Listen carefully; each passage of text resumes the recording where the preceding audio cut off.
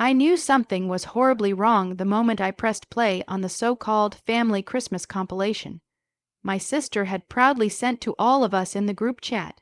The video opened with cheerful music, warm lighting, the kind that's supposed to make you feel like you're wrapped in a blanket of nostalgia. Except I didn't feel warm at all. I felt cold, numb, confused, because in every single clip, every angle, every frame, every slow motion laugh, my 7-year-old daughter Lily was missing. Completely and intentionally missing. She had been right there during the entire holiday gathering. She had helped decorate the tree, passed out gifts, hugged her cousins, and even handed out cookies she had baked herself. But in the video my sister edited, she didn't exist. My own child had been erased like she was never part of our family. And when I confronted them about it, angry, hurt, demanding an explanation, they looked at me with this calm, smug coldness I will never forget and said, "We've all voted. You're not really family to us anymore, so she's not either. Tell me, was I wrong for what I did next? Or would anyone with a pulse and a heart have reacted the same way?" To explain how everything spiraled to this point, I need to go back to where it all really started, long before the Christmas disaster, back when I still believed family meant unconditional love instead of conditional acceptance. I grew up in a loud, messy, tight-knit household. I was the quiet one, the soft-spoken one, the one who never fought back because I hated conflict. My sister, Melissa, was the golden child, loud, charismatic, stubborn, always the center of attention. My parents adored her, doted on her, defended her even when she was clearly in the wrong. And then there was me, supportive, helpful, invisible. When I had my daughter at age 24, I mistakenly thought things might change. Lily was this bright, compassionate little soul who somehow made me braver just by existing. She was sunshine in the darkest room. I thought my family would love her the way I did. At first, they pretended to. They said she was cute, quiet, polite, everything they claimed to value, but never truly appreciated. Over the years, I started noticing little things. They never invited us unless Melissa and her kids were going. They bought her children expensive gifts, but gave Lily used toys or nothing at all. They took group pictures without us and brushed it off with, "Oh, we didn't see you were standing there." I kept swallowing the hurt, telling myself I was imagining things, that I was being dramatic. I didn't want to believe that my family, the people who raised me, were slowly pushing me and my child out of the picture. This Christmas was supposed to be a fresh start. We hadn't gotten together much that year, and I wanted Lily to make memories, to feel loved by the people I thought were her family. When we arrived at my parents' house, Lily ran straight to the tree, her little eyes sparkling. I watched her try to hug her cousins, only for them to shrug her off because they were too busy showing each other their new tablets. Melissa walked past us with a tight smile and said, "Oh, you made it. Good," like we were a delivery order arriving late. Still, I tried to stay positive. I helped set the table. I asked my mom if she needed anything. I complimented the meal. I did everything I could to keep the peace. Throughout the night, I made sure Lily stayed included. When I noticed no one asked her to join the gingerbread decorating, I invited her myself. When I saw Melissa taking pictures with all the cousins, I nudged Lily to stand beside them. And even though my sister sighed loudly and muttered something like, "It's fine, whatever," I tried to focus on how happy Lily looked smiling for the camera.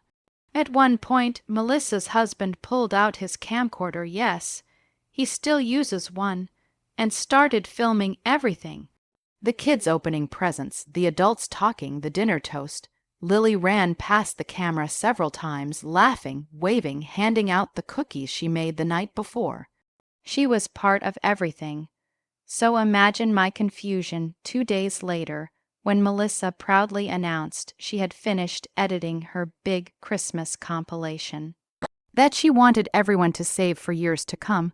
I opened it immediately, excited to show Lily how she looked in the video. But as the footage rolled, my stomach dropped lower and lower. Clip after clip, scene after scene, event after event. No Lily, not in the background, not in the group shots, not in the gift exchange footage, despite the fact that Lily had handed people their presents with her name clearly written on the wrapping paper. At first, I thought maybe she just didn't capture the moments when Lily was present. But then I saw it. A clip of Melissa's kids unwrapping gifts on the floor. Lily had been sitting right next to them that night. But in the video, there was a suspicious jump cut, a weird angle, a shot cropped so tightly that only Melissa's kids were visible. I felt this burning sensation behind my eyes. I scrolled further, the group photo in front of the tree, everyone smiling. Lily had been standing in the front row. In the video, they showed a still image, the same photo, except zoomed in a way that cut out the entire bottom row where Lily had been. My hands were shaking.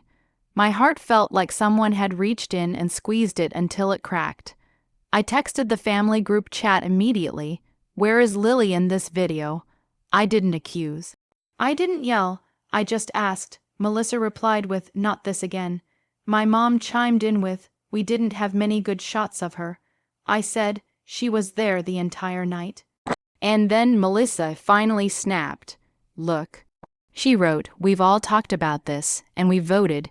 You're not really part of the core family anymore. You make everything difficult. You're always emotional. You isolate yourself, and Lily, well, she's your child, so she falls under you. Don't make this dramatic. We just wanted a video of the people we actually feel close to." I stared at my screen, rereading the words over and over. My family voted me and my daughter out of their lives like we were contestants on some twisted reality show. I called Melissa. She answered with an exhausted sigh. "What do you want now?" I asked her why she did it. She said, "Because it's better this way. You never fit in anyway, and Lily, she's fine. She has you. We don't need her in everything." I asked my mom if she agreed. She said, "We don't want conflict. Melissa speaks for most of us. Most of us, like we were strangers requesting entry into a private club." So that's the situation I was in. My child erased, my family telling me we didn't belong. Before I tell you what happened next, I want you to pause and tell me, what would you have done in my place? Seriously, if someone edited your child out of their own family memories, if someone looked you in the eyes and said, "We voted, you're not family," would you have stayed quiet? Would you have forgiven them? Or would something inside you have snapped the way it did in me? Because after that call, something in me shifted. I wasn't the quiet, conflict-avoiding daughter anymore. I wasn't the apologetic sister. I wasn't the invisible one. I was a mother whose child had been hurt, and every protective instinct in my body roared awake. I didn't yell. I didn't curse. I didn't cry. I simply gathered every text message, every ignored invitation, every photo we were excluded from, every little moment of cruelty they brushed off as oversights. And I wrote a long, detailed message in the group chat. I told them exactly how their actions had affected me over the years. I told them how Lily would ask why her cousins didn't want to play with her, why Grandma didn't hug her as long as the others, why Aunt Melissa always talked over her. I told them how I stayed quiet for the sake of peace, hoping things would get better. And then I told them the truth. You didn't vote me out. I left a long time ago. I just didn't realize it until today. I said I would no longer bring Lily to any gathering where she wasn't valued. I said they would never get another chance to make her feel unwanted. And then I blocked all of them. What came next surprised me. The next morning, my dad showed up at my door unexpectedly, holding a container of cookies like that was supposed to fix everything. He said, "Your mother is upset. She thinks you overreacted." I told him calmly, that a child being erased from family memories wasn't something you overreact to. He said, "You know how your sister is, just let it go." I asked him if he had voted too. He went silent. That silence told me everything. He left without saying goodbye. Later that day, Melissa sent me a final text from a random new number. "Congratulations, you ruined Christmas again." I blocked that number too. The next week was painful but peaceful. Lily asked why we weren't going to Grandma's anymore. I told her very gently, because they weren't very kind to us, and we deserve to be around people who love us. She thought about it for a moment, then said, "Like you love me." I said, "Exactly." She smiled, hugged me, and went back to drawing. That was the moment I knew I made the right choice. My family didn't reach out again. They didn't apologize. They didn't ask to see Lily.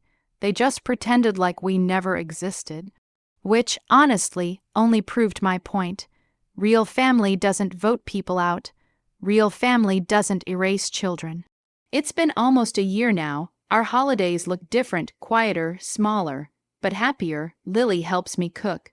We make our own videos. We take our own pictures. We light our own tree. And every moment feels real, genuine, full of love. Sometimes I get sad. Sometimes I miss the idea of a family more than the people themselves. But I don't regret my choice. Not for a second. I protected my child. I protected myself. I broke a cycle of being the family doormat. And even though it hurt, it also healed me. So here's my final thought. Family isn't defined by blood. It's defined by love, respect, and the choice to show up for each other. And if someone shows you again and again that they don't value you, you have the right to walk away, even if walking away breaks traditions, expectations, or history. Especially if staying hurts your child.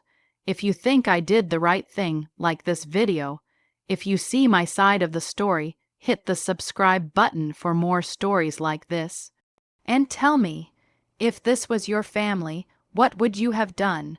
Would you have walked away too? Share your thoughts in the comments.